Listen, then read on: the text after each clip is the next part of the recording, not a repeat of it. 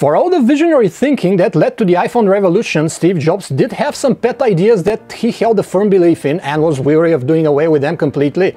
Apple has changed a lot since Tim Cook took over, and some of the ideas that Steve Jobs considered blasphemy at one point, or not even worth discussing, are now a reality or about to occur.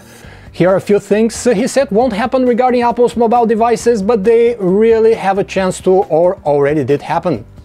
Steve Jobs balked at handsets that were bigger than the iPhone at the time, calling them hammers and insisting that people want to be able to use their mobile gadgets easily with one hand.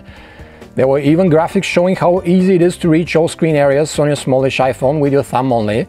With phones gradually becoming media and web consumption devices though, people wanted bigger screens, so both the Apple iPhone 6 and 6 Plus are a radical departure from the 3.5-inch and even the 4-inch iPhones of yesteryear, to the delight of Apple fans and the company's pocketbook. The famous Steve Jobs sandpaper saying about tablets smaller than 10 inches cited that such a slate should also include sandpaper, so that the user can sand down their fingers to around 1/4 of the present size. There are clear limits of how close you can physically place elements on a touchscreen before users cannot reliably tap, flick, or pinch them, he insisted.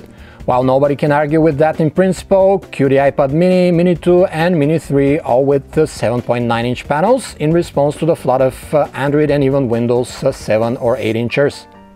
From the wooden shelves in the bookstore app, through the cassette tape in the recorder, the Lego notepad design of the Notes app, the stitched leather looks of the calendar, to the green felt table and wood trim in the game center, Steve Jobs was a big proponent of the so-called skeuomorphic design, lifelike one.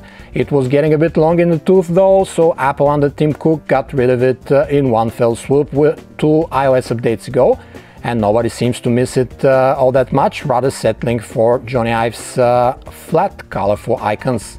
As could be expected, Steve Jobs was originally against third-party developers writing dedicated apps in a separate app store for Apple's walled iOS garden. He envisioned software for the 2007 iPhone to be written as web apps to be used via Safari exclusively instead. To his credit, he quickly scraped that notion for the next iPhone edition.